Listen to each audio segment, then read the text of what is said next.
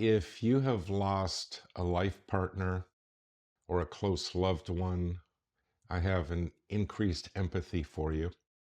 How do you deal with death, loss, and trauma as an artist?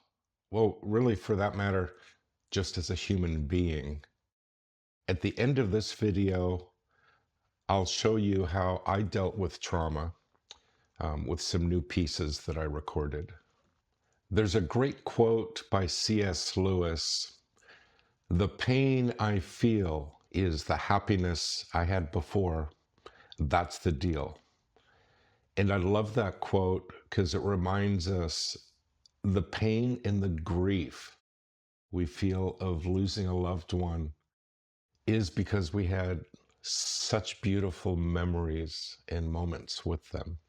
So 2.5 months ago, my sister died. She was my only sibling. All my musicals that I've written, I would run ideas by her. Whether I took different gigs, I would run by her. All my audition reels that I created, she would listen to and say, "Oh, I really like that song." So when you've lost a life partner, part of what you're going through is the grief, but there's also the trauma, because you have a whole life and a lifestyle built around this person. In the case with my sister, I would go off and do tours, and then I would always come back home and I would work in the studio and we would hang out. I had been on tour for 3 years with Cirque du Soleil, and I had just finished that tour, come home, and I was going to take care of my sister as she recuperated. So a blessing is I did have that final month with her, and we had had all the conversations that you would need to have. At the very end, the only conversation to have was, "I love you and I will miss you." So to get through this grief and trauma, I actually turned to AI. I explained the situation and I said, "Give me a list of ideas to help deal with this time." And one idea it said was, drop every music production project you have. Just stop, focus on yourself, and work on music that heals you. So that's exactly what I did. And that video will be at the end of this video here. For many years, I've worked as a music director for churches. And part of working at churches is you mark certain milestones. People usually go to a church to mark a birth, a baptism. Of course, for weddings, two people joining into a new life. And for funerals and memorials. These are important moments that people need to mark in their lives. And as musicians, we also mark this. A lot of the work that musicians and artists create is about the celebration of life. It's also about death and what that is and what that means to the time we have left and what we do in this life.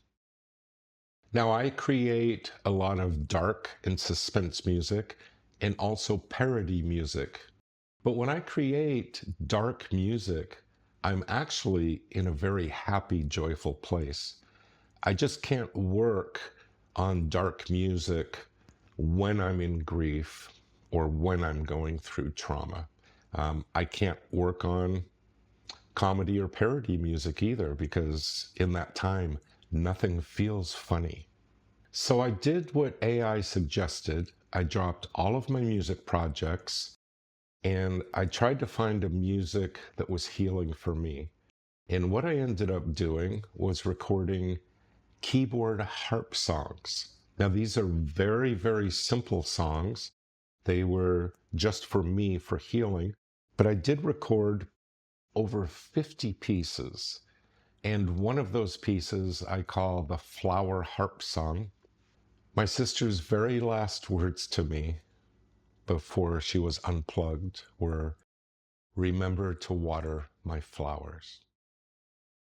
And I've also been thinking a lot about that, about we think of our passing, of our death, and the funeral and the memorial, and we get sometimes very dramatic about it. But sometimes death can be just a very simple thing. You're gone. So I do water the flowers in my sister's yard, and I think of her while I do that. This song I call the Flower Harp Song, and this is one of the 50-some songs that I recorded. And while I played it, I was just picturing my sister in her garden watering the flowers. Now, musically, there's nothing impressive. This is not high art, but it really helped me get through this time.